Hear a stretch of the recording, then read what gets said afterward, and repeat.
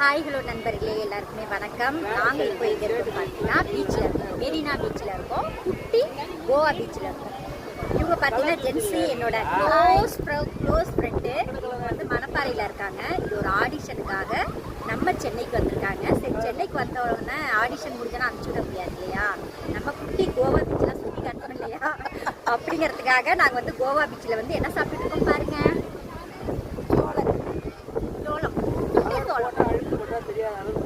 கடையில சுட்ட பழம் வேணுமா சுடாத பழம் வேணுமாங்கிற மாதிரி சுட்ட சோளம் வேணுமானா நாங்கள் சுட்ட சோளத்தை வாங்கி சுட்ட சோளம் வாங்கி இவங்க சாப்பிட்டாங்க. இவங்கள்ட்ட நான் சாப்பிட்றேன்.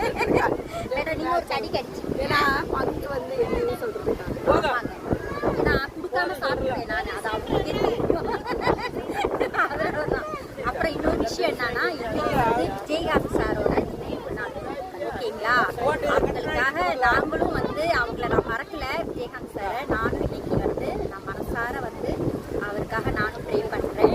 இன்னொன்று விஷயம், நாங்கள் இன்னைக்கு விஜயகாந்த் சார் மண்டபத்துக்கு போகணும் தான் நாங்கள் இருந்தோம்.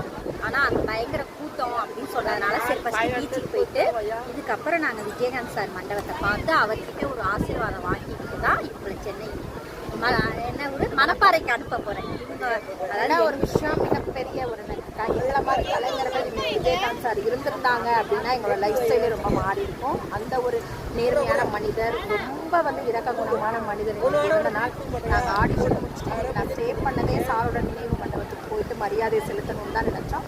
மார்னிங் ரொம்ப க்ரௌடாக இருந்தது. அங்கே போயிட்டு தான் எங்களால் உள்ளே போயிட்டு நம்மளால் ஒரு செய்த கடமையை கூட ஒழுங்காக செய்ய முடியாது அப்படிங்கிற ஒரு பயத்தினாலையும் ஒரு மரியாதைனாலும் சார் ஃபஸ்ட்டு பீச்சுக்கு வந்துட்டோம்னா அந்த கூட்டமெல்லாம் கொஞ்சம் குறைஞ்சிடும்.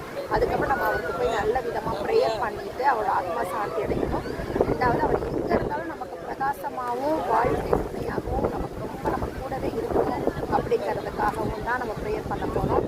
அடுத்தடுத்து அவருடைய இடத்துல இருந்து நாங்கள் அவரோட ஆசை பெற்றுட்டு போயிட்டு வர்றதுங்கிறது மிகப்பெரிய பாக்கியம். ஸோ அதனால் எனக்கு ஸ்டே பண்ணி தங்கிட்டு போகலான்னு நான் இருந்தேன். ஸோ நீங்களும் அவருக்காக ஒரு நீங்கள் ஒரு மௌனாஞ்சலியோ இல்லை ஒரு 2 செகண்ட் ப்ரேயர் பண்ணிக்கோங்க. ஏன்னா நல்ல ஆத்மாக்கள் இந்த உலகத்தில் நம்ம கண்டிப்பாக தேவைப்படுறாங்க. அதில் ஒருத்தர் முக்கியமானவர் நம்ம கேப்டன் விஜயகாந்த் சார் தான். ஓகே, பாய், தேங்க்யூ. நாங்கள் வந்து பீச்சில் வீடியோலாம் எடுத்து பீச்சில் என்ஜாய் பண்ணிட்டு நேராக நம்ம தலைவரை பார்க்க போகிறோம். ஓகே, பாய். அப்படியே பீச்சை சுற்றி பாருங்க நண்பர்களே. உங்களுக்கு தெரிஞ்சவங்க யாராவது உட்காந்துருக்காங்களான்னு பாருங்க.